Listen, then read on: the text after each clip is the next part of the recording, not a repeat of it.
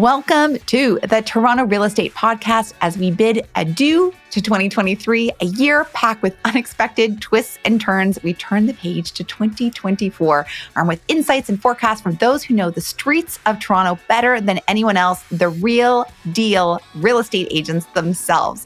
Join us as we dive into the heart of Toronto real estate trends with the top producers from Fox Marin, Jessica, Ian, Jerome, and Reuben.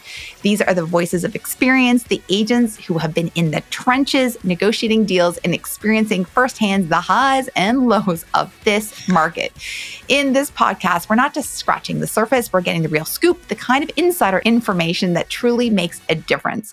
From the most challenging aspects of 2023 to the surprising trends that caught even the experts off guard, our team will share their personal victories and the insights they have gleaned. Looking ahead, we'll explore the predictions for the Toronto real estate market in 2024. Where do they see the next up and coming neighborhoods? And crucially, what advice do they have for buyers, sellers, and new agents stepping into 2024 market? Please don't forget to subscribe, like, and comment. Your feedback and support is greatly appreciated. My name is Kori Marin. I'm a broker and co-founder of Fox Marin. And beside me is my partner in crime, Mr. Ralph Fox, broker of record, and also the co-founder of Fox Marin. We're so proud of this team of great agents and looking forward to sharing their valuable insights, learnings, and ideas with you. Let's get into the show. And we are so excited to have Jerome here today. Jerome is one of our integral members of the Fox Marin team. He is extremely knowledgeable when it comes to the market and market analytics, coming from a strong background in commercial real estate. We are so happy to have Jerome here and ready to dive into what Jerome sees and predicts for 2024. I mean, 2023 has been an incredible year. Ups, downs, highs, lows, a lot of hard conversations with a lot of difficult scenarios, but we're really excited to have that now behind us and looking forward to perhaps greener pastures upcoming this year. And Jerome, we cannot wait to hear your thoughts on what is going to happen. So maybe I'll let Kori lead off with the first question. For sure. So Jerome, so excited to hear your perspective. So let's kickstart here. Let's look at the past for a moment. What was the most challenging part of 2023 for you in this business? Well, I mean, lots of challenges in general, but top of the list this past year, our daughter was born, our second child, our daughter was born on June 15th. And come home from the hospital, I had a lot of things going on at the time. I think I was looking for kind of 3 or 4 active searches with clients at the time. And within the first month of our daughter being born, helped buy 2 houses for clients and helped sell 2 houses for clients. And that was kind of in the midst of 2-hour nights of sleep and trying to be as present as possible at home. And when you have children, you really try and compartmentalize work and the stress and anxiety and everything that comes with transacting in real estate. So when you go home and you're with your kids, you can be as present as possible. And that 1 month period was just an absolute grind of trying to achieve those 2 things: do a really good job for clients and be present and home with the family and supporting my wife and kids as much as possible. Oh my gosh, I can't even imagine. I must have said at least 100 times to Ralph, I don't know how anyone is in this business with kids. I've said that so many times because just within itself is just a lot to carry, a lot of stress. You have to be present for your people. As you just said, there is no 9 to 5. The clock never turns off. You're constantly on and you have to respond to things in real time in the moment. So kudos to you for managing all that and to work with 2 hours of sleep. I would never function. And Ralph knows if I don't have my full 7 to 8 hours of sleep, I'm like, I don't feel bang on today. He's like, Kori, I think you only slept for 6.75 hours versus your full 8 of perfection. So I have mad respect for you and your wife for managing what you do. So great job. Some of those calls that we had in June, you were so sleep deprived. I was just exhausted talking to you. So amazing that you were able to make it through that time period. And I know firsthand how well your clients were able to do throughout. So that is a huge testament for you, and definitely just a great challenge that you overcame, and we all got to witness firsthand. So now that you've got a full house, a little more stable over there, perhaps next year will be a little easier. So going back to 2023 again, what would you say would be the most surprising events or trends that you saw in the year? I'm going to say most people that are knowledgeable in real estate will probably have the same answer here. So hopefully I'm not repeating what everyone else is saying, but the huge run up in prices between January and April was, I think, caught pretty much everybody off guard. Average prices in Toronto proper, I think, popped just over 20% from January to April in a high interest rate environment like we had been in. I think there was some recognition by the market and a lot of buyers, first-time home buyers in particular, feeling like there was probably not going to be any more interest rate hikes, and this might be a good opportunity to finally jump into the market. And we went from crickets at the end of 2022 to bid dates, bully offers.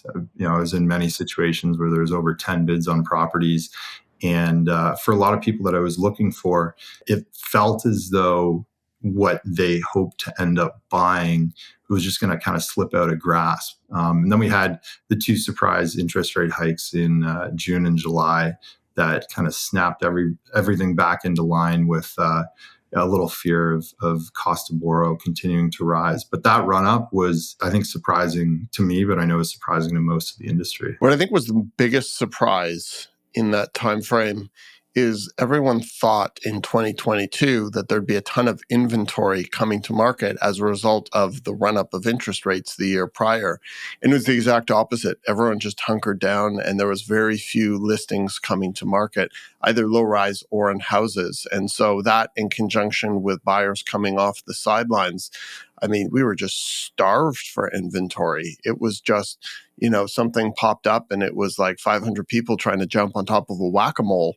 It was just such an unbelievable time. And it was something that nobody really expected because everyone was calling for a flood of inventory to come to market in the first half. And that flood never happened, which I think really exacerbated market conditions until we had that supply. So yeah, I think it was very interesting to watch all of that unfold. And it was a very interesting year for sure. And Jerome, do you have any specific wins you'd like to share about last year? Oh my goodness. I mean, surviving, probably top in general. You're not the only one, but I mean, 2023 is not quite done. I don't know when this podcast is going to be out, but I guess surviving. There's one client I worked in particular, and every client, there's a deep story. And one of the beautiful parts about what we get to do is, you look online at a listing and you just see the listing. When you're a real estate agent, you get exposure to, what's underneath the surface, not just the iceberg on top of the water. And it's always stories of families and individuals that have life going on. And for a brief period of time, you're completely immersed. You kind of become part of people's families. And there was one particular client, they came in to us. I think they'd been following us on social media, and it's pretty easy. Follow Fox Marin. Instagram is fantastic. Anyway, they came in February and let us know that they'd been living in a house in Leslieville for, I think, about 8 years. And their landlord had just given them notice that he was going to be moving back into the house in 90 days. So they basically needed to move in 90 days. And this was kind of the right moment in time with careers and life for them to actually enter the housing market and purchase a home. So the task at hand was, with two lovely young children that were in school, they didn't want to leave the neighborhood. They ideally wanted to stay as close to their current house as possible in Leslieville, and they didn't have much time. And their budget was pretty constrained for the area. They could afford just over $1 million for a house. And this was right at the time in February when we started to see this run up where there was not a lot of inventory, tons of buyers kind of on top of everything.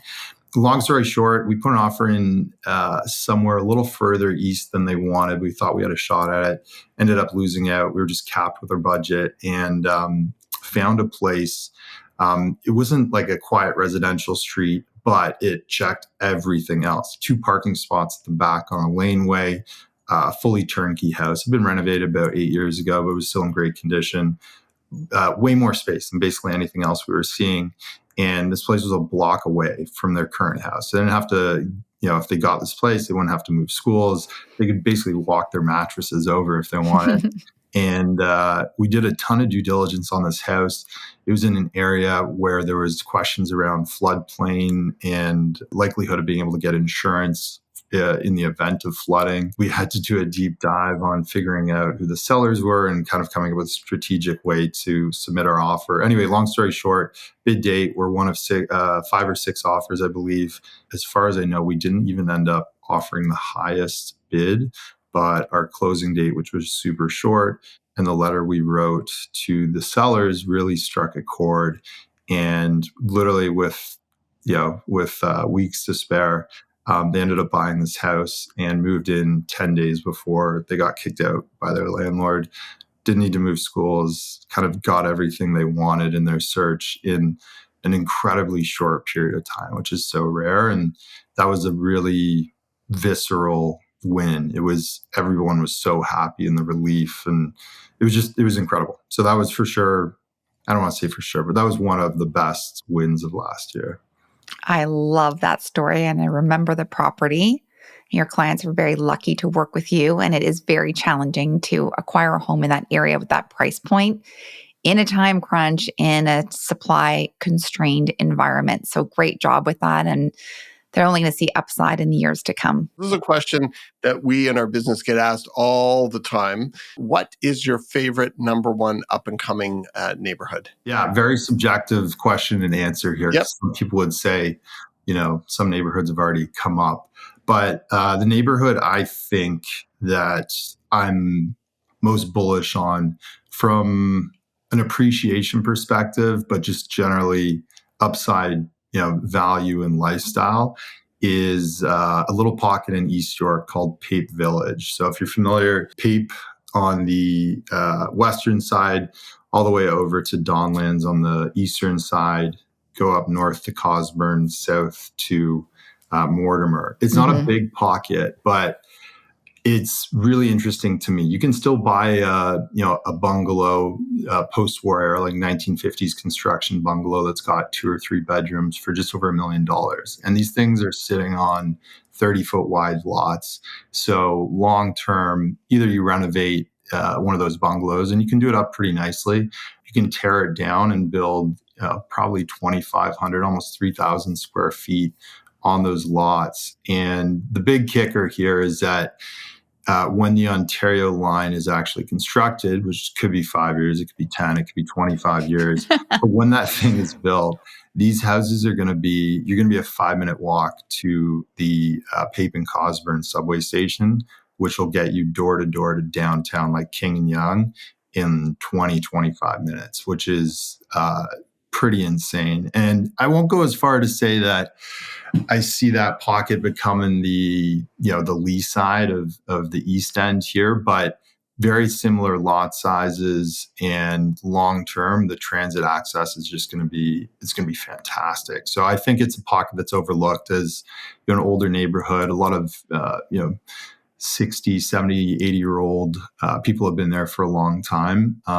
But that pocket, don't sleep on that thing. It's gonna do so well long term. So if I could be buying something up there right now, I'd be looking into it just from a value perspective. I could not agree more. So first of all, I knew you were going to pick the East End. Then I knew you were going to pick East York. But that little pocket, I totally 100% agree. And I think it should be on everybody's radar. And I wonder if there'll be any of the other agents on the team that will predict that same pocket. But I'm behind you on that one. And I think that's an exceptional choice. Ralph, do you agree? The reason why I think it's an exceptional choice is you never hear anybody talking about that pocket ever, ever, ever, ever. And I think it's overlooked.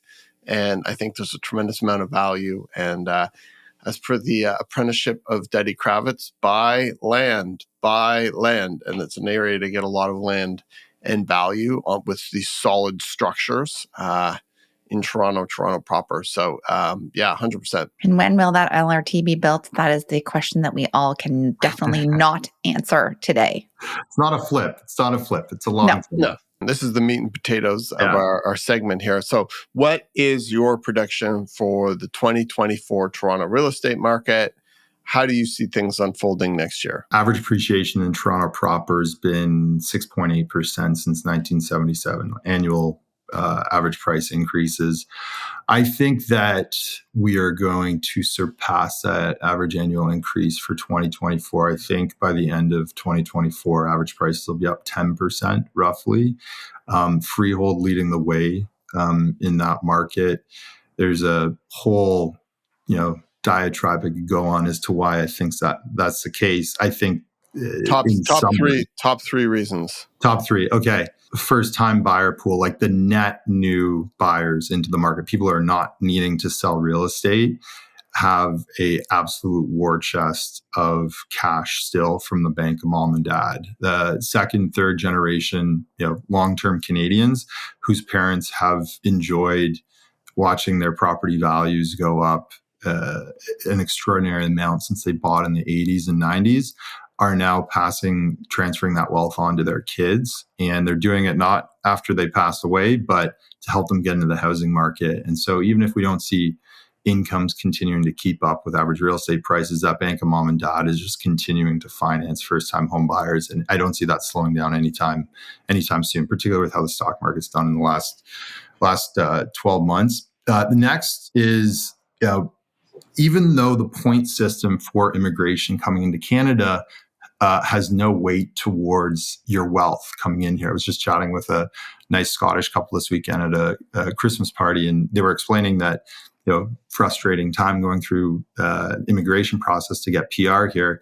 Their wealth, the money they're bringing over, has no impact on them getting PR faster. It has to do with education and work experience, and speaking French and English is beneficial. But a lot of the immigrants that are coming here, and 50% of them are millennials, which are in their prime home buying years, they're showing up with money. Like, we work with these people all the time. They're not showing up here and working an hourly wage job. Most of these people are coming here working for Amazon, Google, RBC, and they're coming over with a couple $100,000 that if they play their cards right, they'll be able to get into the real estate market. And so those two things, bank mom and dad for long-term Canadians and the immigrant population coming in, they are just going to steamroll through this market in 2024 as interest rates come down and demand really rips back. So I think 10%. I do think condos will be a little softer. We've got a surplus. We're going to have a surplus, in my opinion, of condos going on the market, being sold by investors who have kind of ended up in a really tricky spot. Investors that have bought their fourth or fifth pre-construction unit, and times have been good for about a decade, but having paid $1,600-$1,700 a foot 3 years ago for a condo they're getting the keys for in 2024, which is on the street valued at maybe $1,450, maybe $1,500 a foot. Oh, that's generous. Very, very generous. Like, that I think it's not a huge section of the condo market, but that will have an impact on inventory. And I think we're just going to see the delta between freehold and condo get wider in 2024. So let's call it freehold up 12%, condos up 7%, with the aggregate being 10% increase in average prices. Number of transactions. 2021, best year ever. There was 120,000. This year, big story, worst year since 2001. We're probably going to end up around between 65 to 68,000. What's the volume going to look like? Because that will affect a lot of things in conjunction with pricing. There's a couple things to it. People sell their homes at the end of their mortgage renewal cycles. And I think about 15% of mortgages in Canada are renewing. So that's one swath. You have lifestyle changes. And I think when you have an economy either ripping up, which I think could very well happen in the new year as interest rates go down and everybody gets a little more bullish on spending. Generally, people make big moves and big decisions. So I think we're actually going to see above average transaction volume in the coming year. So what's average over the last decade? Like 95,000? Yeah, I'd say like 95, yeah. So let's go 96,000 transactions next year. Okay. What challenges and opportunities do you anticipate for the market in 2024? I think challenges is that for buyers, there's going to be a lot of buyers caught off guard with how quickly things start ripping at the beginning of the year, who said, I wanted to buy in the next year or two. And then all of a sudden they see average prices just shooting up and demand ripping through the market. And it's kind of, I don't want to say it's too late, but you want to have your mortgage pre-approval. You want to understand what your financial situation is going to be. If you've got GICs that are locked in for 12 months and you can't access them, that's a problem. And planning ahead, getting your personal finances in order before you actually start doing a real estate search is so important. And I think a lot of people are going to be caught flat-footed here that wanted to enter the market as first-time homebuyers. I think there's also going to be a lot of relieved sellers who have felt the pressure of interest rate hikes, particularly if they're on a variable. They're seeing their monthly payments go up, or they're seeing their amortization get stretched out to like 40 or 50 years and kind of getting nervous about that. With demand returning to the market, I think a lot of the anxiety that those homeowners have, and I'm going to say investors is probably the tip of the spear for that category. They're going to feel a bit of a sense of relief knowing that, the sky's not falling and the market's not crashing. So I'm bullish overall in general for 2024. I see a lot of good things happening. And Jerome, if you could give one tip to a buyer and one tip to a seller going into 2024, and you just addressed one, which I thought was excellent. Is there anything else you'd like to add to that? If you go on social media or you listen to any expert about the market, what everybody talks about is what's happening in the market. Is a good time? Is a good time to buy? Is a good time to sell? And like at the end of the day, there are objectively good times to buy when you've got 6 months of inventory for condos and that hasn't happened in 20 years. Objectively, yes, there's more leverage in buyers' hands than there has been for a long time. However, your personal circumstances trump everything. If you're going to be moving away from Toronto in 2 years and you really don't want to be a landlord, you shouldn't be buying a home. You got to have a long-term plan with it. If you're going to be changing careers and leaving your job in finance to go start a tech startup, and all your capital is going to be going into that, and you need to eat ramen noodles, you probably shouldn't be stretching yourself by buying a piece of real estate that's going to over leverage yourself. So personal circumstances, I don't think get talked enough in the conversation around what's happening in the real estate market. And so if your personal circumstances make sense for you to be buying a property, for example, then yes, right now is a really good time to be buying a property. But if they don't, it doesn't matter. You got to get that sorted out before thinking about buying real estate. Then on the selling side, just choose a good agent, please. Like, I've been through so many properties this year where even in a down market, like when it's hard to sell a home, it's just appalling how some properties are marketed. And it's shocking to me that the quality of service that's provided by some agents in the industry and accepted by some sellers in the market is just like, it's wild. It's wild. Selling $1 million piece of property, which is somebody's livelihood, should be taken really seriously. And I recommend, like, somebody selling a house, interview 2 or 3 agents. Don't just hire somebody you know. And like, it's not a simple thing to sell real estate. You can't just put a listing up, take iPhone pictures. You got to hire people that know what they're doing. I'm a little biased here, but we're really, really good at this. And when we're so good at it, and when you go and see other properties that are staged or quote unquote staged, it just, like, it's terrible. It's like we're in a different league and different industry than some of these other brokerages and agents. And so to me, it just feels like sellers get taken advantage of sometimes. And all they see is, all I have to pay is a 1% fee for this person to list my property. And in the end, they end up losing out on the opportunity to sell their house at the right time or to get the highest and best price for it. So Amen to that. That's not a 2024 prediction. That's an evergreen statement, but yes, it's never been more important. No question. That's an awesome answer. And Jerome, this is our second last question. If you could provide a new agent with a piece of advice about being in the business in 2024, what would you tell them? When I first got in the business here in residential real estate 2 years ago, and all the Googling and research I was doing about how to be a good agent, 98% of the content was how to find clients. And that is, yes, that's part of the business. You need to have clients in order to build a career in this industry. But if you focus on your technical skills and knowledge of the market and ultimately all the tools in your tool belt that you can pull out and assist your clients with, if you do a really good job, the business takes care of itself.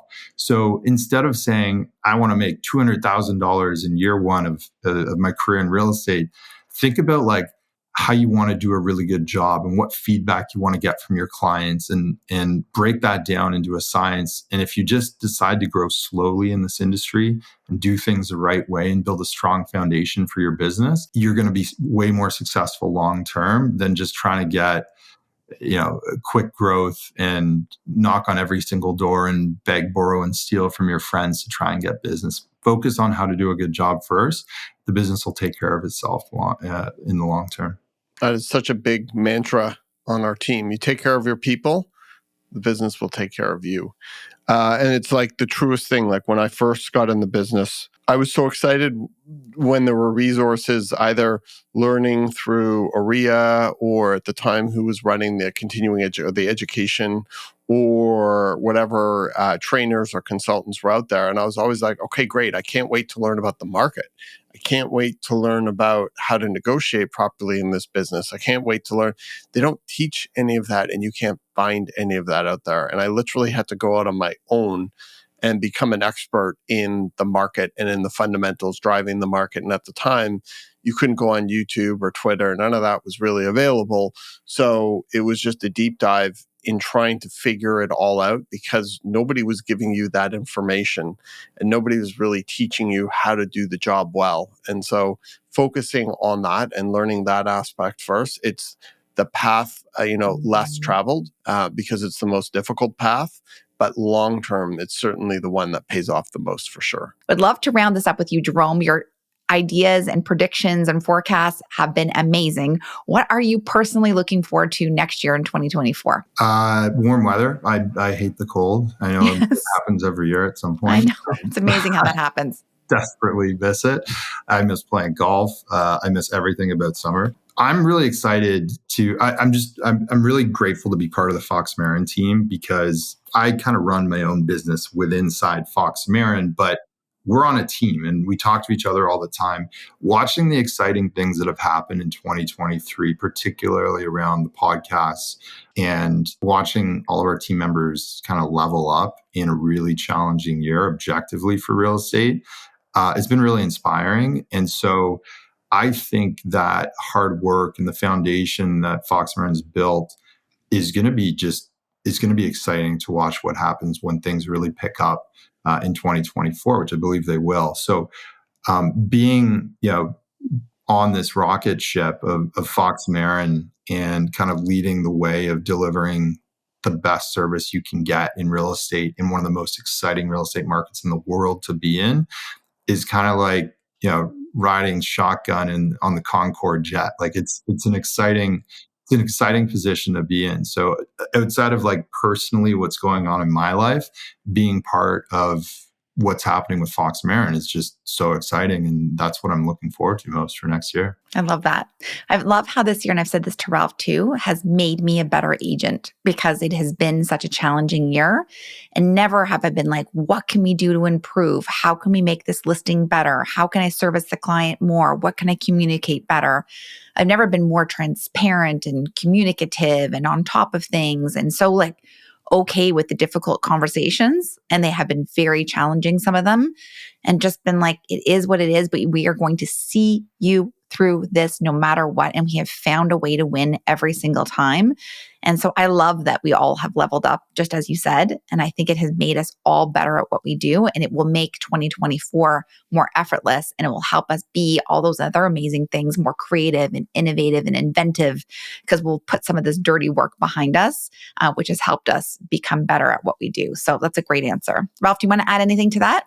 Yeah, like, at the beginning of the year on our board in the kitchen, we have this big whiteboard. I put strong markets make weak agents, and it's So the true. absolute truest thing. And tough markets make great agents. And whether you like it or not, it's sink or swim in this type of environment. And it really forced a lot of us who've been in the business for a long time and thought they'd seen a lot and done a lot to realize there's so much more to do and there's so much more to learn. And it goes back to the old adage, if you're not growing, you're dying. And nobody on this team wants to do anything other than thrive and do it in conjunction with each other. And so it's been a really interesting year. I don't think there are many businesses in our industry that could say that they were up over last year, but we were able to do that. And I think that that is a testament to everybody's hard work and dedication throughout the year. And I'm so looking forward to next year. I think there'll be a little reprieve from the outside world, from the economy, from interest rates, from everything else. And I'm looking forward to maybe a little bit more time off too would be nice. What do you think, Cor? I don't even know what that means. Can I have like a couple hours on a Sunday? Please? We'll see. All right. We'll see. All right. Well, Jerome, thank you so much for your time today. I'm sure our audience really appreciates your insights, and I'm looking forward to speaking with everyone else, and we'll see how everyone compares in terms of some of their predictions for next year. So thank you for your time, and we'll see you on the other side. Yeah, my pleasure. Thanks for having me, guys. Hey, thanks, Jerome. This is really exciting. We have none other in the house than VP Sales, Mr. Ian Busher. Thank you very How are much, you guys. today, Ian? Thanks for having me. Ian, we're so excited to have you here and get your thoughts on 2023, the year that was, and 2024 looking forward. Mhm. And Ian, you have been with us literally since day one. You're an integral member and part of the Fox Marin family and founding member. And a lot of people don't know this about you, but you are also a former Red Seal carpenter and licensed contractor, Mhm. which makes you highly, highly valuable to any buyer client looking to purchase a property or even sell a property. There's no doubt that you know your way around a home. So we're glad to have you here. And we're really glad to have your thoughts on 2023 and looking forward to 2024. Thanks, guys. And thanks for that really nice introduction.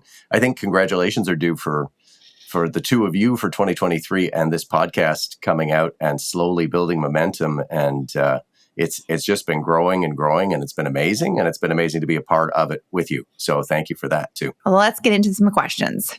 What was the most challenging part of 2023 for you? I think the most challenging part of this year was managing client expectations. It didn't matter if you were a buyer or a seller. Coming around to what the market was doing and how it was going to treat you was definitely something that took a lot more time than it had in previous years. Yeah, I don't disagree. And it was so hard to coach people for that reason. Yeah. Because we really couldn't really predict the future, and we didn't have that crystal ball that we all wish that we had in this market. And it was just like, I actually don't know what your place is going to sell for. And I actually don't know what you should probably offer on this. And I don't know if there's going to be multiple offers. Like, I just actually really don't know. So you're going to have to work with me here. And it's never been more collaborative with clients than this year in terms of having those real deal discussions and so many known unknowns. I probably can't count the number of times that I've said to people, it's both buyers and sellers. It's you and us, or us and you against the market. It's the market that we're up against here. So, the more that we work together, the quicker, faster, easier we can get through this. But let's not get at each other's throats because of what the market is doing. Let's cooperate on this and we can get it done. I think a big theme of the year that was 2023 was tough conversations. There was a lot of tough conversations. It was something that we'd be talking about on our team. Being in the service industry, generally, you have the mentality that you always want to please your clients and you always want them to be happy. And sometimes there are so many outside circumstances that are causing people not to be happy that are beyond everybody's control. And there's this natural tendency not to want to have the tough conversations, to put them off. But it's more important than ever in a business, in an industry, in a market like the one that we're operating in, to always get in front And as long as they're factual based on what is happening and potential solutions and constructive, they'll always have a good result in 99% of the time.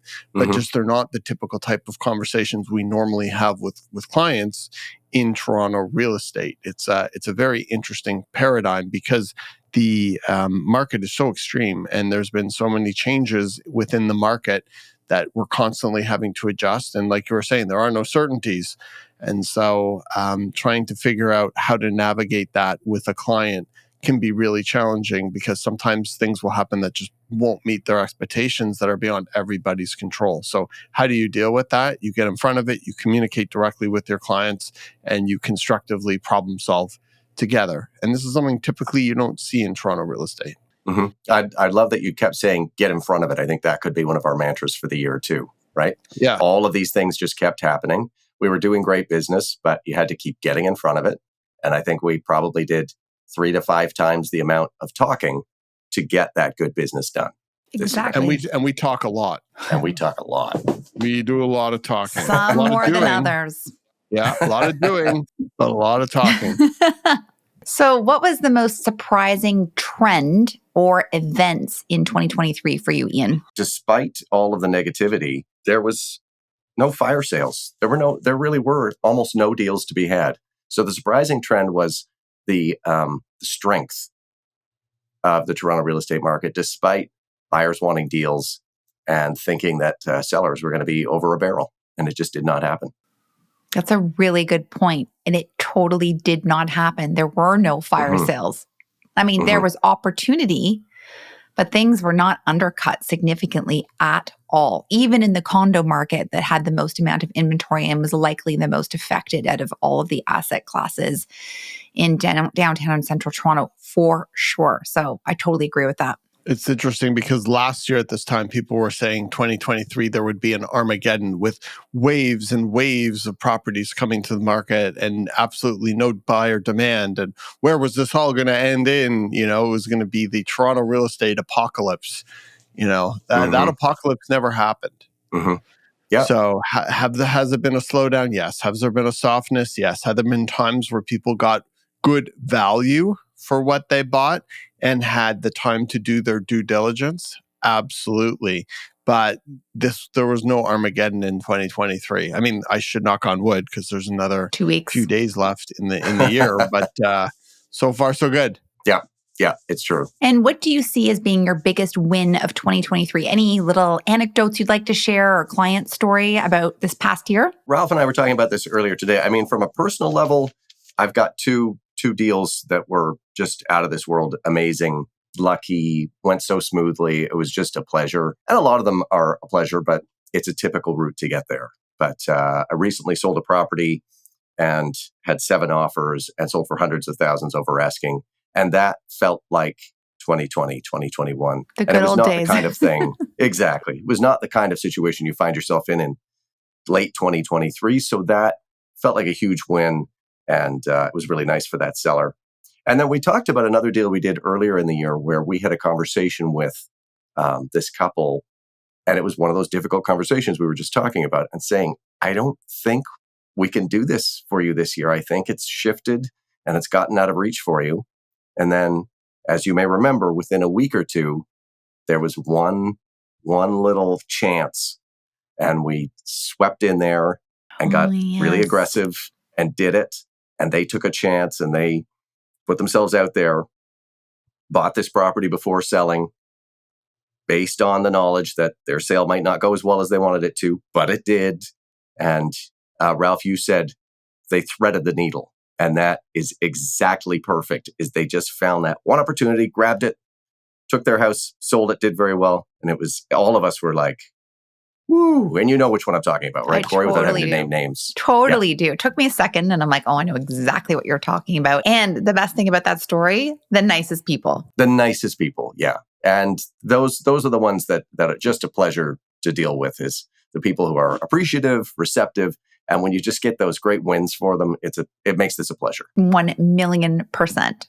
I love that story. What are you betting to be the next up and coming Toronto neighborhood, Ian Busher? I've been saying this for a little while. I'm still waiting for it to take off. Okay. But I feel like with the announcement that it looks like the LRT will be up and running in the second half of 2024, Yes. I feel like Eglinton west of I Dufferin know. Yes. is maybe going to pick up a little bit for first-time buyers who are selling a condo and want a house, or maybe not selling a condo but looking for that first-time house. There's tremendous value in there, and they now will be connected better than they were before, provided that happens. And same for, I'm noticing it already starting to happen, St. Clair west of Dufferin, maybe even west of Caledonia, both north and south of St. Clair, between Caledonia and Old Weston Road. Kind of like near the stockyards, but not quite that. Exactly. West. Yeah. Yes. Yeah. Yeah, that little pocket. And didn't you just do a transaction there? I did. Yeah. Found a detached house for a lovely couple who had just sold a condo. It's exactly that story I just said. And you got it for like $1 million on the nose, I think. Yes. Amazing. Exactly. Okay. I have to agree with those neighborhoods as well, but I also like Jerome's prediction. So you're going to have to wait. What did he say? I'm going to wait. You're going to have to tune in. Yeah. To find out. Oh, God. You guys. But I totally agree wow. about Eglinton. Like, we've been saying this for at least, I don't know, are we at 5 years now of predicting this neighborhood? Come on, Yeah, people. we used to do those little stories where we'd add 10 seconds each. Yes. Right? And that was my prediction back then. I think that was 2017. So still waiting on it. Still hanging on. I think it's a great prediction. Awesome. Okay, well, this is the big prediction right here. This is the meat and potatoes. Toronto real estate market 2024. Ian, talk to me. Tell me what you're seeing. Pull out that crystal ball. In like a lamb, out like a lion. It's going to come on very slowly. It's going to be very soft and squishy to begin with. And it's going to pick up steam, and it's going to pick up steam, and it's going to pick up steam. And the spring market is going to be big. And I think the fall market is going to be tremendous. And I think the beginning of 2025 is going to be on fire like 2020 or 2021. Okay. I think it's going to start at 5 kilometers an hour, and it's going to get a ticket by the end of the year for going 50 over. Okay. Yes. And can you give me your top 3 reasons why you say that? I think, as much as we're predicting, I feel like buyer confidence has just started to come back. Totally. I think inventory is going to come down in the spring, and I think interest rates are going to start dropping off. And I think all of those things are just going to cause this to take off. Okay. It's not going to be Awesome. fast, but I think April, May will be a real indicator of whether or not I'm going to be right. I agree completely that it's going to be a slow start. But I agree in the last few weeks, like the last 3 weeks, things have just started to pick up. There's just a better positive vibe out there about the market, and buyers are returning and things are moving, and it's kind of feeling like fun again, which is awesome. So There's a certain narrative that's now becoming consensus in the public that rates are coming down, and it's just a question of not if, but when and by how much. And I think a lot of people who were on the sidelines are sensing that. Kori and I just refinanced the property, and we got a variable. 3 months ago, everyone was talking about get a 3-year fixed. Yeah. So I think it really is an indication that we are at the end of this cycle, whatever this is, which is awesome news. And it'll be interesting to see how it plays out. But I think for the most part, you're pretty much bang on. I'm glad to hear you guys agree. totally. I'm so excited. It's interesting because the last few January, February, Marches have actually been extraordinarily busy. So it'll be interesting to see how the first 3 months play out, because traditionally they've been slow. But I would say over the last few years in this pre-COVID world, we've had some pretty torrid January, February, Marches. So it'll be interesting to see how things respond. But definitely there's a change in vibe and consensus, both in the media and in conversations with buyers and sellers and clients and people looking to do things next year. So it'll definitely be a busier year and hopefully more in line with traditional Toronto real estate as we know and love it. And in addition to that, for Fox Marin, our pipeline of sellers and buyers has never been this deep for this time of year. People ramping up for next year. 100%. So I mean, we're not the be all and end all, obviously, but like that's just an indication with our own ecosystem that we are like ready to go come 2024. So very excited. Yeah. With a couple days off, hopefully in between. Between Christmas and New Year's. Right, Kori? Yes. Yeah. Okay, Ian. So if you could give one tip to a buyer and one tip to a seller going into 2024, what would they be? My tip for sellers would be to hold off if you can. If you have the ability to not rush into this, wait and see where this is going and join the spring market if you can. But also stay on top of things, because if it does take off in mid-February, there's no point in waiting till spring. Mm-hmm. But wait and see is my advice for sellers if you can. Okay.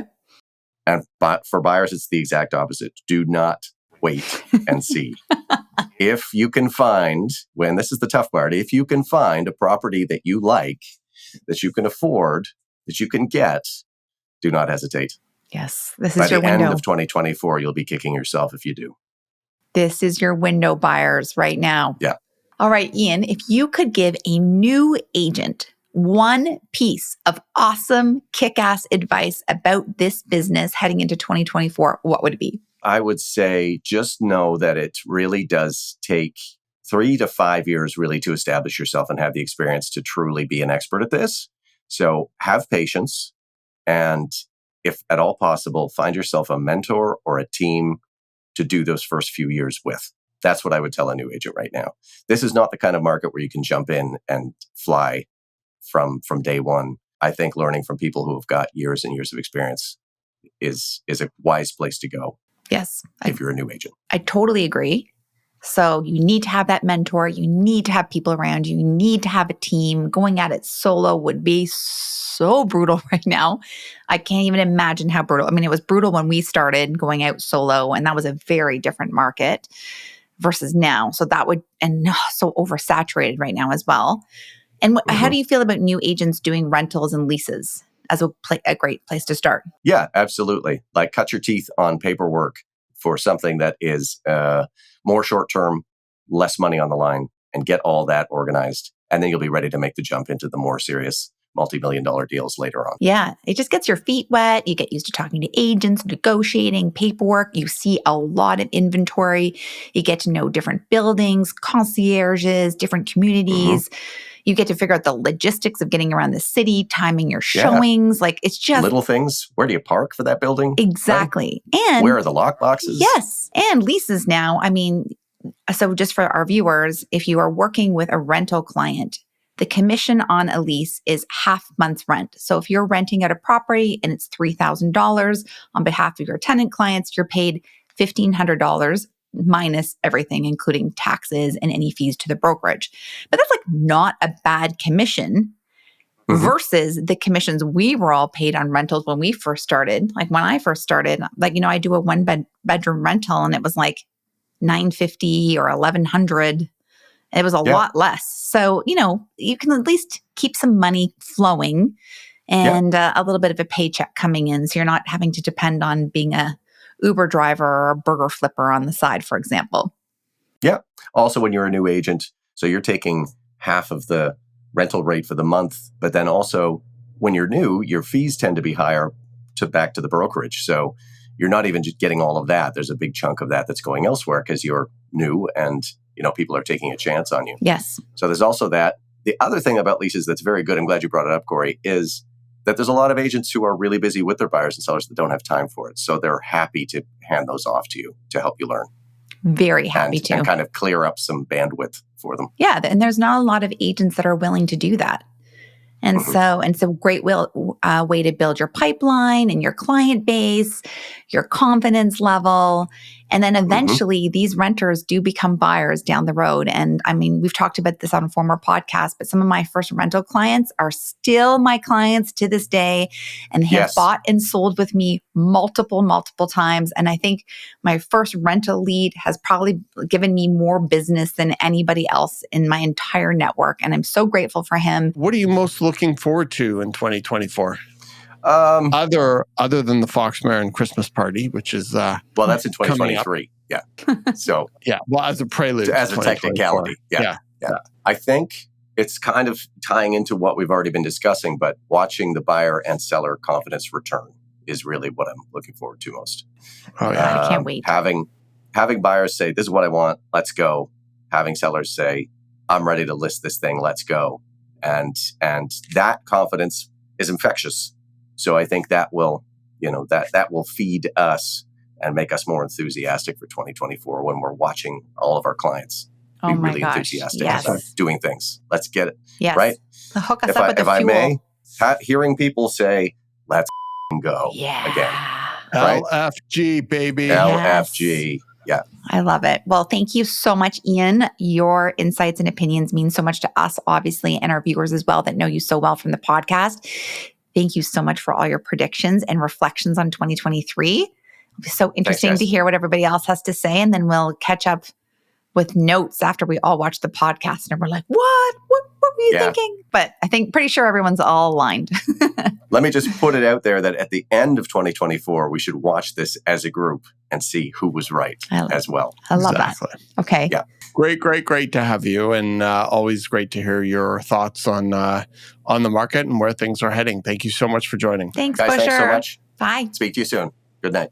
Okay, so now we have Reuben Labovitz joining us, a member of the Fox Marin team, and he's been with us for now a number of years. And while he's only been in the business for 3.5 years, he basically has been through 35 years worth of experience and seen so many different market conditions and done the volume and amount of business that most senior agents would do in a lifetime.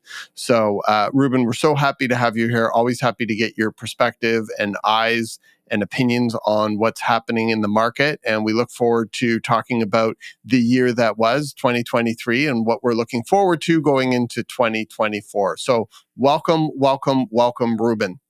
Thank you. Good to be here. I love that you're here, and it's just so great to have your perspective because you work with a different age demographic. You're the youngest member on the team, so you always have a different insight and perspective, yet your soul is like of the wisest of wise. And so we just respect you so much for that too.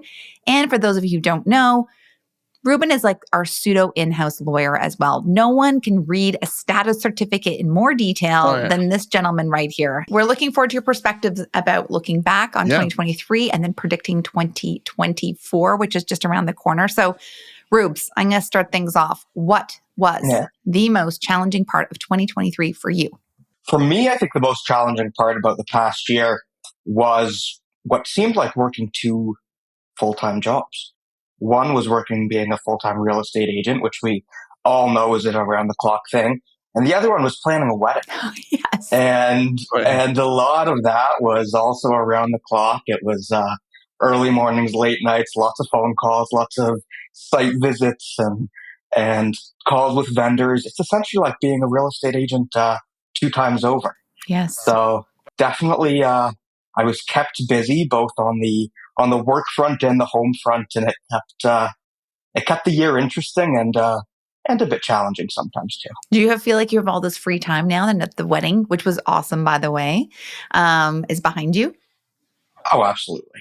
There were always a number of set hours of the day, whether it was, I don't know, calling vendors or again, visiting different venues and everything that needed to be done, that hours of the day are now freed to do whatever we do on a daily basis. So you just work more.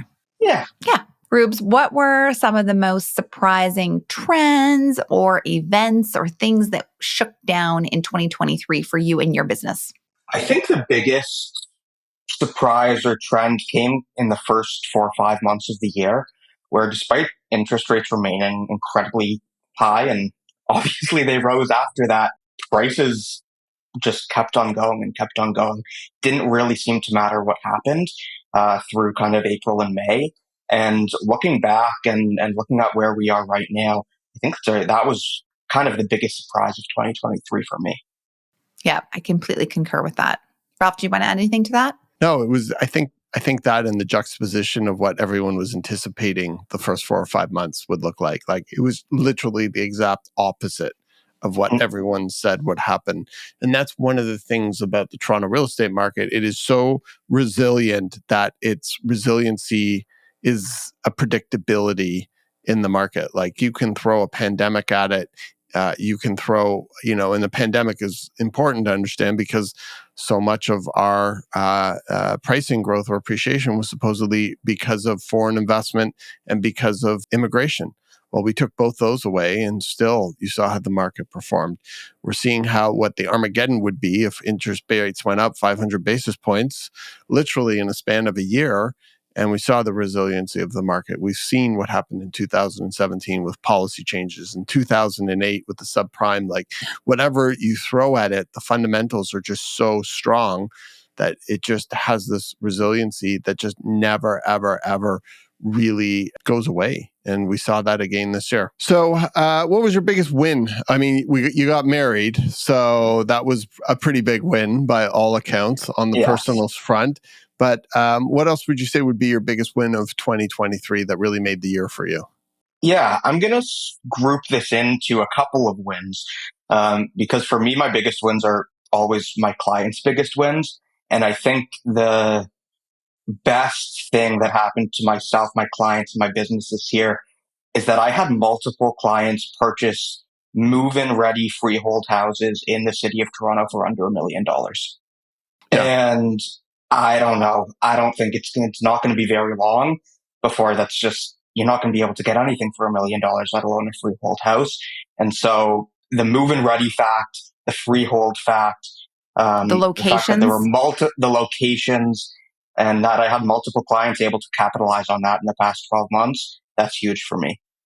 And on a couple of them, you've had other agents calling you being like, how did you get those prices? Yeah. So even in a sluggish market, they were still pretty great buys that you were able to negotiate on behalf of your clients. And it's something that Kori and I have talked about is I think in 3 or 4 years from now, people will be telling the story how they bought something in 2023 when the market, when everyone was running for the hills. And, in a few years from now, they will all be laughing. And almost already when you start to think about it, it almost starts to become laughable. And I know exactly the purchases that you were talking about, and you did such a great job. And anybody who can do that or still has the opportunity to do that should really, really be looking to emulate a purchase like that, because that window, if it hasn't closed, it's about to close really fast. Yes. And I love so I write all of our copy and run our Instagram account. And whenever we have an acquisition or a win for a client, we always like to do a post about it and celebrate it. And Reuben was sending in his notes to me about these particular properties, and there was multiples in a row, like 1, 2, 3, 4 of them. And I almost always know when Reuben sends me his notes on it and then the link to the MLS listing that I know it's going to be a great win. Almost every single time I write to you, I'm like, oh my God, what a win. And I'm having a side message with you about how, oh my gosh, I can't believe you bought this house for this price. What a great win. I love this townhouse. I love this. So I don't always have that conversation with everyone, but I know when you send me your notes, I'm like, I know it's going to be a steal of a deal and it's going to look good too. So great job with those buyers. And there's that one particular property in Little Italy. I just love it so much. Yeah. That was for me, watching you score that for those clients. I mean, oh my gosh, what a killer deal. So great job. So we've been asking everybody on the team. So very curious about what you have to say about this. What are you betting on as being the next up and coming neighborhood in central or downtown Toronto next year? I gave this question a lot of thought because I think there are so many different pockets of the city that you could say. And ultimately, I've settled on my own neighborhood. I've settled on the Dufferin Grove, Bloordale, whatever you want to call this kind of no man's land area for a number of reasons, and location being one of them. I mean, it's sandwiched Can you talk about the perimeter? Just so that our listeners can understand. It's kind of sandwiched in between your Little Italy, Christie Pitts to your east. You've got the Roncesvalles High Park area to the west. You've got the Junction right north of you, and you're right on the Bloor subway line. And so the fact that there is still this kind of underdeveloped and undervalued little pocket here that's so accessible, I think it's going to be one of the hot neighborhoods in the years to come. And you're seeing so much amazing gentrification coming into the area as well. Plus, you have the UP Express right there. which is amazing. I mean, never had taken it to the airport before until recently. And I'm like, oh my gosh, this thing's a game changer. Why am I still taking an Uber and heading up to the 401 and inching my way to the airport when I can just take this bullet train all the way there? This is like amazing. So you have that. And then you have all the infrastructure and all those cool restaurants and coffee shops and art galleries around Sterling, which is like, it's just so awesome in there. And it's walkable too. Like you can walk to Hyde Park and you can walk to Christie Pitts, and any neighborhood that has the feeling of neighborhood and the feeling that you can just hop out of your condo or your house and then go grab fruit or a coffee or grab dinner with friends on foot. I just love that. So I think that's a really interesting and awesome prediction. And I think I'm sure you put a lot of thought into it. And I have to say that's one I never personally thought of, but I think is great. And it's interesting because Kori and I have history rooted in that neighborhood where the building actually that you own and live in, Reuben, we sold for Aragon, the developer, Enigma on the Park, back in 2015, 2006. There was just nothing. No, there's nothing out there. And we sold what's an 85-unit building. And we would have to explain to people the UPW hadn't even been built yet. There was no connection. We were just talking about this thing that was going to happen, that was going to take people to the airport magically, and it didn't exist. So just amazing. And now you drive by your neighborhood and you see like Suco on the corner, and there's a lineup. But isn't there right at St. Helens and Bloor a development happening right at that corner? There are two 30-something story towers going up right there. They're tearing down the Value Village. Oh, yeah. That was and then prime. Along that whole stretch to the west as well, there are a couple towers going up. So there's going to be a lot of change over the next 5-10 years in this neighborhood. A lot of construction. Amazing. Okay, well, that was a great one. So far, all of the neighborhoods have been really interesting. Okay, so this is the real big question, the meat and potatoes of what we're talking about here today. 2024, the year that's coming up. What are your thoughts? What are your feelings? What are your predictions for the market? What do you think is going to happen? And how will you be advising clients, and what would you be looking for this upcoming year? So I think we've already started to see and kind of inch towards 2024 a little bit over the past few weeks, especially in the freehold kind of segment of the market. Condos, as we all know, tend to follow suit. But even in the past few weeks, I've seen 9 and 12 offers on kind of what you would consider an entry-level home in desirable neighborhoods. And I would only expect that with a continuing hold right now, an eventual decrease of interest rates going forward, that buyers' mentalities will shift and that the market is only going to surge. Do I know exactly when that's going to happen? No. But I think the best opportunities are going to come in the first few months of the year. And this time next year, we're going to be in a very different boat. Yeah. And so you're saying that by this time next year, the market will be appreciating or have appreciated? Yes. And by how much? Not putting you on the spot. Give me a range. I purposely did not write down a number here, but I'll say about 10%. 10%? I'll say about 10%. So above average. Yeah. We've had year over year to this point, we're basically even or slightly under. So I think there's going to be a pretty nice bounce back next year. And number of transactions, we've been very, very tight this year, like 20-year lows.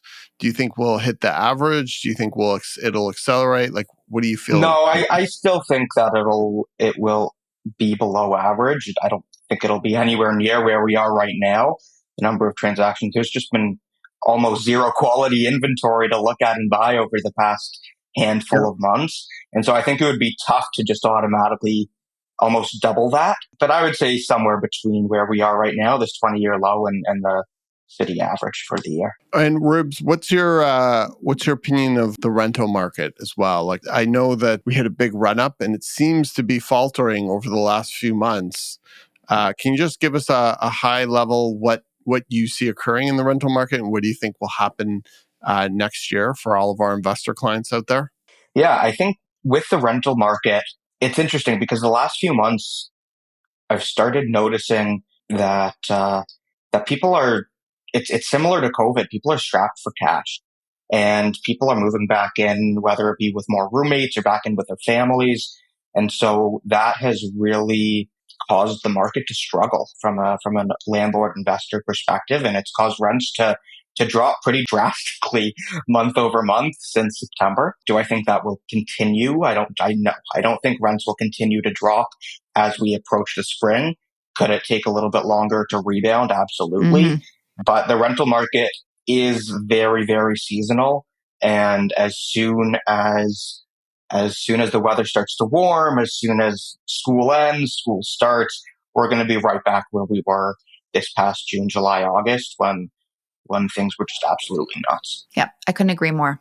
What is one tip you would give to a buyer and one tip you would give to a seller moving into the new year, 2024? So, tip I would give to a buyer: be ready, but be patient. It's super important to know what you are doing and to have all of your homework done, and have your financing in order and know what you're looking for, especially with inventory being, or I should say quality inventory being so low right now. You just have to kind of wait and see and be ready to act immediately when the right property comes online. But you can't do that if you're not prepared. Mm-hmm. From a seller's perspective, I think if you can hold off, there's no need to do anything drastic over the first few months of the year, because I think we are going to be in a very different market in the late spring or early summer than we will be in the first 3 months of the year. Great tips. And it's so true about buyers. Like, so much of that upfront homework takes a lot of time, getting pre-qualified, getting your paperwork together, figuring out your deposit, pulling money out of stocks and bonds. And it just takes a long time. And then you're like, I want this. But then you start looking at it and you're like, oh my gosh, I could never live here. I need to pivot and look at something else. And there's just a lot of due diligence that feels a little bit messy and sticky for a while. And once you go through that period and then you're ready to pounce, that is the exact position that you want to be in come like winter this year. And then you'll still have this window of opportunity where you might not be competing with 5 offers, 10 offers, 17 offers on a property. So I think that's great advice. And Rubes, if you could provide a brand spanking new agent with one piece of advice about heading into the business in 2024, what would it be? I think this has to be 2 pieces of advice. Okay. Because the first one is just be ready to put your head down and work your ass off and kind of do whatever you need to do. But that's kind of a given. It's not like $1 million listing New York. Only sold, sometimes. Done. $10 million. The second piece of advice is just surround yourself with agents who will help you grow. The reality is that if you are a brand new agent, chances are you're coming in with zero knowledge on how to actually transact in real estate. So it's just super, super, super important to find mentors, colleagues who are able to show you the ropes and willing to invest their own time with and for you. Yes. And it's so much more fun when you can share in the experiences with other people. Like, it's a lonely business. And so when you can talk about things and shoot the shit and then come up with ideas and solutions and strategies, or like vent or worry or whatever it might be, depending on your personality type, I think you really need to be around people. And I certainly know that I love that we have our group of people that we can always reach out to for a second opinion, a second set of eyes, and be like, what do you think about this? Or am I crazy with this pricing? Do you know this agent? Do you have a relationship with this person? Like, it just makes such a big difference, and it makes it way more fun when you can have those conversations with people who really get what you're going through. I always remember we hired Reuben, or Reuben came to Fox Marin right out of realtor school at Humber. And I said to Reuben, okay, everything they taught you basically will have no impact on your ability to do your job. You may have some foundational roundabout knowledge, but you're going to have to start from scratch. And Reuben looked at me and he was like, okay, buddy. Yeah, whatever. And then 6 months later, Reuben was like, oh my gosh, they teach you nothing.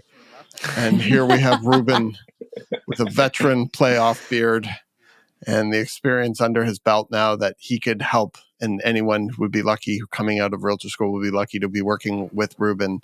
And the luckiest. And the luckiest. And Reuben now is passing that information on. So it just makes me smile to hear you say that, because it's absolutely true.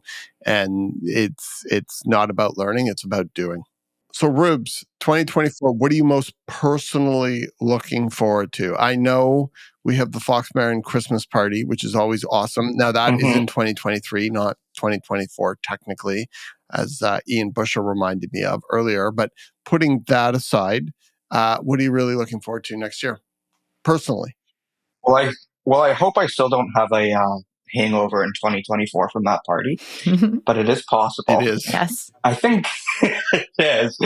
Honestly, I just think it's continuing to grow and expand the business and expand personally, and I always want the next year to be bigger and better than the last one. So nothing specific other than just keep the wheels moving and continuing to go in the right direction. Well, I have a feeling that you're kick some serious ass in 2024. So I'm looking forward to watching you do that very thing. And I know that will happen. So looking forward to seeing all that and comparing everybody's predictions on 2024 and their top neighborhoods and what's going to happen with interest rates. And thank you for your reflections on 2023 as well. Rubes, it's just been so great to have you here. Ralph, do you have any closing thoughts? Yeah, Rubes, just awesome to have you here. Thank you for sharing. Pleasure to hear your thoughts and ideas so well articulated, and your experience that goes behind them. It just is very meaningful. And we are very fortunate to have you part of our team. And I think anybody would be very fortunate to have you as their agent representing them. So thank you so much. I look forward to seeing you at the Christmas party tomorrow night. Yes. And thank you so much for joining us, Rubes. And we'll see you on the podcast in 2024. Thanks, Rubes. Awesome. Thanks, guys. Thanks for having me. Thanks. See you tomorrow. Bye. Jessica Rubash, we are so excited to have you here today. Jessica, you have been with us literally since day one. You started out as our assistant to me and Kori. And head of business development for Fox Marin when we were a team of just 3. Yeah. And you've pretty much seen it all and been there with us through it all. And so you have a vast amount of experience from multiple levels and perspectives. But now you have blossomed over the last few years into this incredible real estate agent. Broker. Yes. Thank you so much for that. Yes. VP of Sales for Fox Marin, and AKA the Queen of Acquisitions, Jessica. Without further ado, we're so glad to have you here and so excited to hear your ideas and thoughts on the year to come, 2024, and the year that was 2023. Which we're still in. Yes, but hopefully not for too much longer.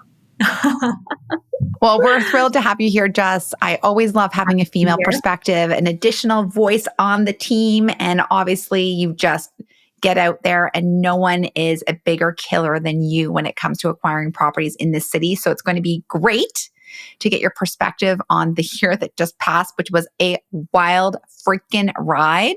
And then your predictions for 2024. So we're going to jump right in. Pumped. So our first question to you is, what was the most challenging part of 2023 for you? That is a great question. And I would have to say the most challenging part of the year was probably seeing so many buyers bet against the real estate market and turn their backs on great opportunities in fear that the markets would continue to decline. This past year, we saw far more palatable purchase prices and less competition. And because potential purchasers were equipped with far more leverage and negotiating power than we've seen in years, you would think that they would be off to the races and pick up as much real estate as possible. But convincing people about the opportunity was far more challenging than expected. And those that focused on long-term thinking and boldly went against the grain will undoubtedly see excellent returns both over the long and the short term. So I love what you said about going against the grain. And Ralph and I were talking about this, not to be poetic, but we're talking about going against the grain while we were driving in the rain to Mississauga yesterday. I was just saying how when the flock is going in one direction, and this could be about real estate, business, branding, social media, font types, anything, I want to do the exact opposite. Like it almost inspires me to do what everyone else is doing one thing. I want to do the exact opposite. And it's just amazing how with the buyer mentality out there, it's just like everyone wants to stay with the pack. They want to go with the herd. And as soon as the market takes off, they're all going to jump back in. They've just had this amazing window of opportunity, and a lot of people neglected to see that. And it's great if they had you as their coach and their consult to move them forward and take advantage of some amazing opportunities. And I still think there will be some to come early next year, but we'll get into your predictions on that. Yeah, I definitely am of the mindset that you have to lead the charge and do the Kansas City Shuffle, which is a lucky number 11 reference. Look it up. I've had so many buyers come to me and say, no one else wants this, so something has to be wrong with it. And I think that's true. People, and so I have to actually go through the steps with them and remind them that, listen, we've done all of our due diligence. We've triple checked everything. I think it's just people are afraid to make the first move. And if you can be bold enough to do it, it will surely pay dividends over the long term. And the one thing that it's hard to really explain to them is competing with 15 people on an offer night is not really a great experience, and you'll end up paying a lot more. So, you better be careful for what you wish for, because you might get it. And in a market like the one that we are coming out of, the opportunity wasn't so much to pick up, properties 40% below their value.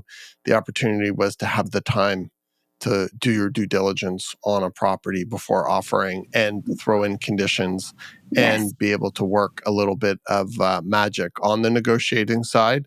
But that's where the opportunity is. And it's just so interesting how people would rather buy when there's 20 people offering on a property than when there's no one. It gives them those assurances, right? If other people must want it, then it must be good. Yeah. So interesting, the psychology of it all. So Jess, what do you see as being some of the most surprising trends or events or things that happened over the past year in 2023? I think the most surprising trend for me was to see the overall resiliency of the market in the face of multiple interest rate hikes, and not to mention rates that surpassed the threshold predictions of even the top economists around the world. So even though we saw prices down from the market's peak in 2021, most asset classes have actually still appreciated in the 416 area from the exact same time last year. And it was surprising for me to see the Toronto real estate market hold strong, even in the midst of a very significant inflationary time. That's a great answer. I totally agree too. I did expect a bigger correction. Me too. I really did. And I know there's more inventory and all those things. And Ralph and I were talking about this with some other team members. There was not really big fire sales out there. And as Ralph just mentioned, there was an opportunity to acquire something, to negotiate, to take your time, to have conversations. But it wasn't like you were getting a significant bite off the list price. And I sort of expected there to be a little bit of a scarier period on the valuation of real estate. And I think it's amazing and agree that the resiliency has just showcased itself.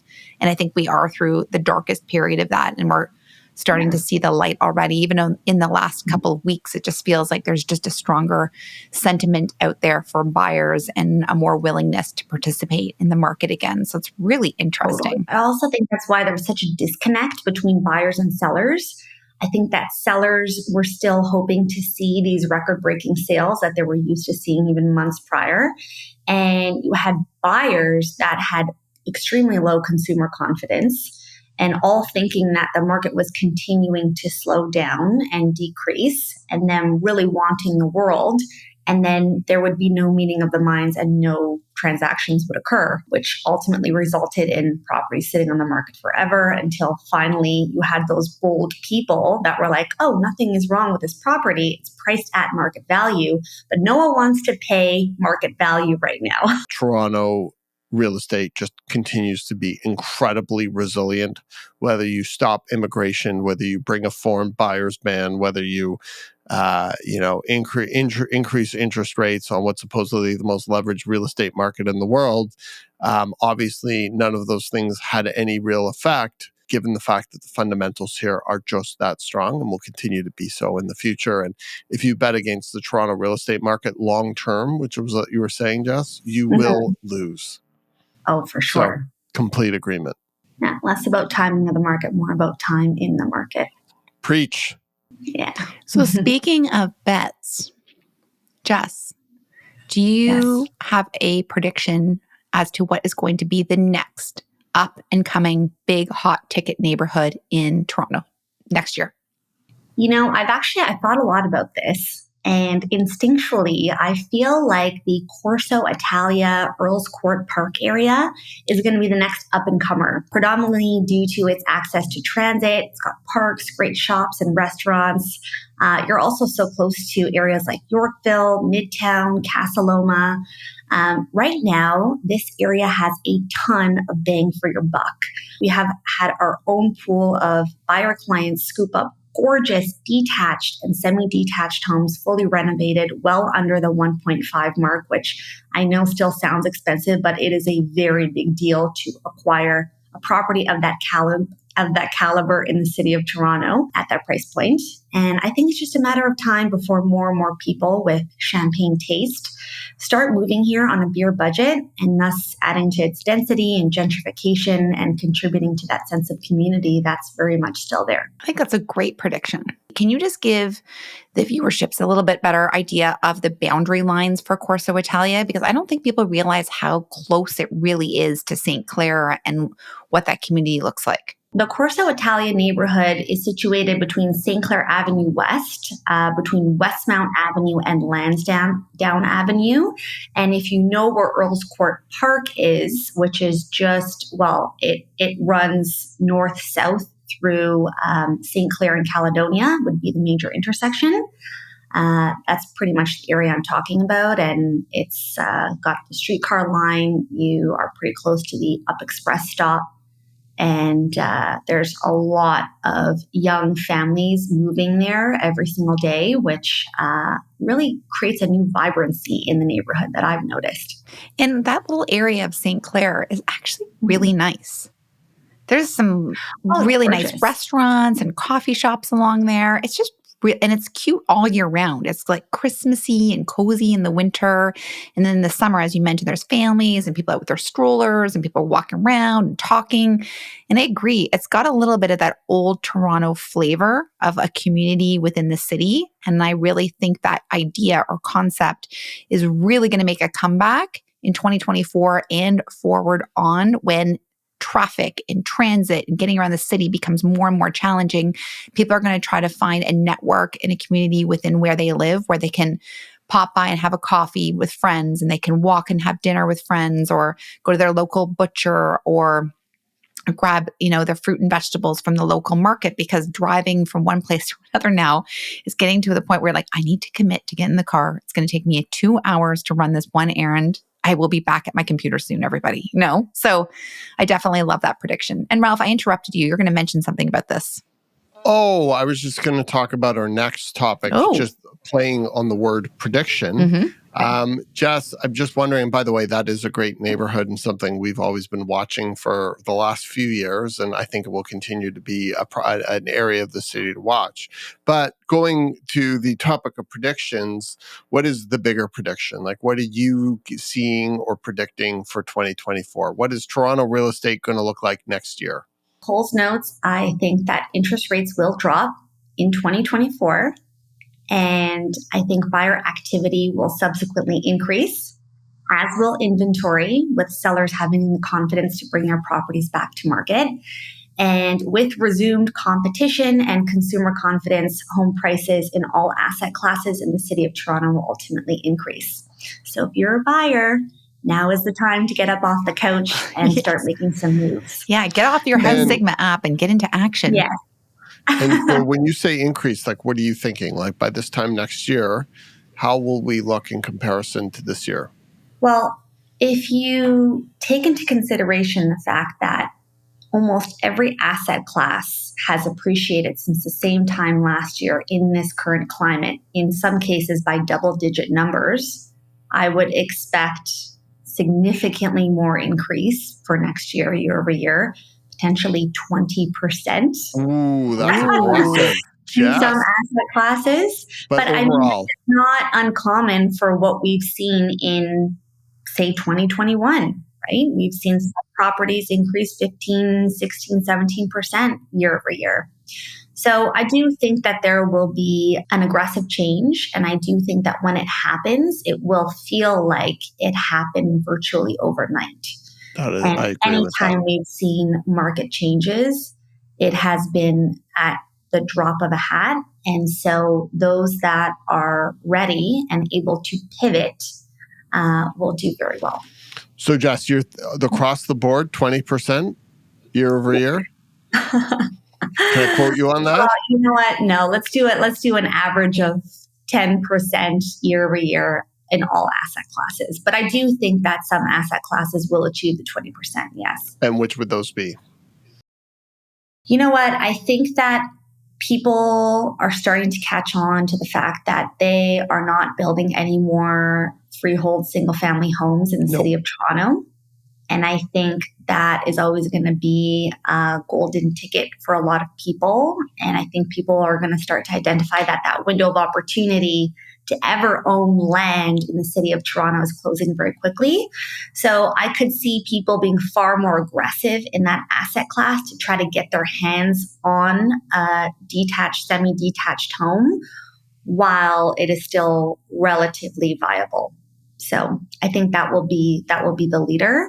And then the lowest hanging fruit condos will follow. And what challenges and what opportunities do you anticipate for the Toronto market next year? I think the real challenge for many will be trying to time the market in 2024. And as we mentioned earlier, it's not necessarily about timing the market. It's more about time in the market. And as the landscapes rather begin to shift and change in favor from buyers to sellers, I think it's going to be a challenge for those who get analysis paralysis and get really bogged down in the numbers and the timelines, and those that are thinking more short term as opposed to long term. But those that can move forward boldly and make sound decisions that will benefit them over the long term will do well in the face of those challenges. Awesome. And if you were to give one tip to a buyer and one tip to a seller, okay, what might they be? For a buyer, quite simply, if you have any plans to acquire property in the next 12 months, I would do everything you can to expedite the process. Yes. And do so now before interest rates decrease. Try to get ahead of that as much as possible. And if you are a seller, I would try to position yourself in a way to pivot very quickly once those market changes are being observed. Like we talked about earlier, when there is a change, it can happen so fast that you don't even have the time to prepare. So doing a lot of the heavy lifting from the onset so that when the time is right, you can move quickly and capture that audience would be a sound decision. But I don't necessarily know that right now is that time. So just do everything that you can to be able to move quickly when the time comes. And we just did a podcast about this very thing. So those of you who are listening, we did like a selling staging prep for the winter so that you can be ready for the spring market. So you can get a lot of that groundwork done in advance. Like start your decluttering now, because everyone says they can do it in a week and it takes all of you like 3 months. So takes so long. And I mean, there was a little period in 2023 when sellers were doing very well. It was in the spring. And by the time people caught on to the fact that it was another good time to sell, the time it took to prep their property, by the time it came to market, it was gone and had already happened. Yeah. So I think just doing all of those little tasks now so that you're in a position to literally go to market in a day if you need to is probably going to be your best strategy for success to capitalize on a future more positive market for sellers.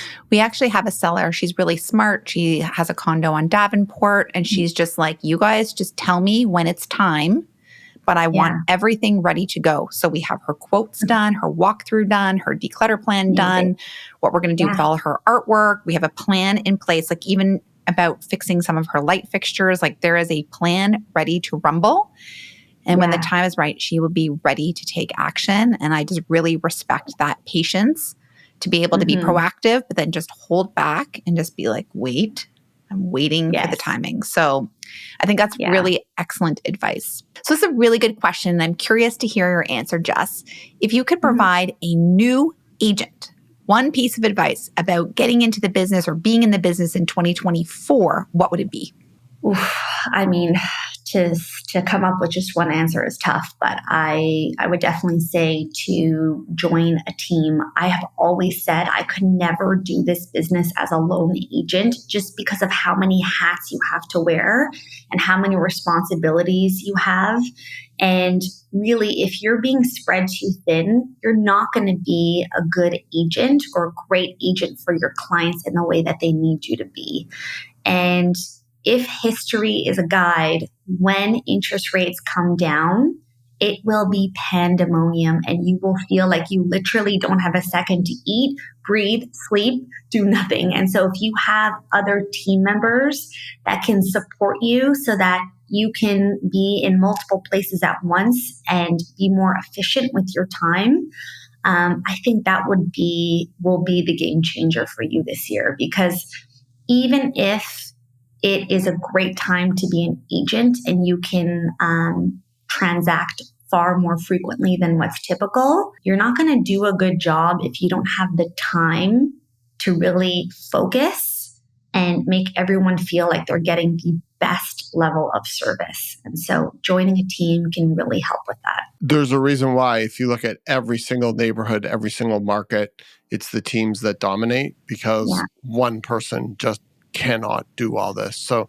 whether you're brand new in the business or you want to have longevity in a business that can literally spit you up whole, being on a team is such an invaluable thing, and not a day goes by where I don't have gratitude for everyone at Fox Marin.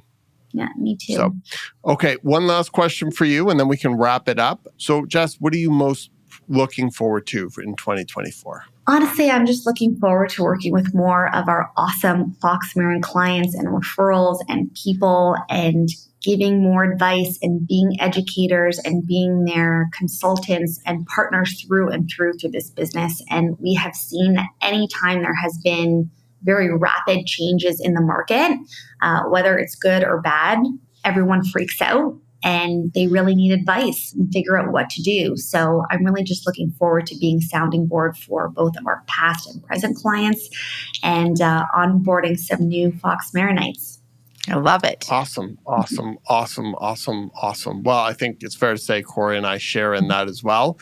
And we also share in how happy we were to have you join us today and share your thoughts on the market. Exactly. And thank you so much, Jess. Always a pleasure to get your perspective and your ideas and your thoughts. Thank you so much for joining us. And we look forward to another awesome year at Fox Marin. Yes, we're going to crush 2024. Yes, we're coming for you in 2024. Yes, we are. Thanks so much, Jess. All right. Thanks, guys. Okay. Bye. As we wrap up another insightful episode of the Toronto Real Estate Podcast, we thank you for joining us in uncovering the layers of the Toronto real estate scene. A special thank goes out to Jessica, Ian, Jerome, and Reuben from Fox Marin for their invaluable insights and predictions for 2024.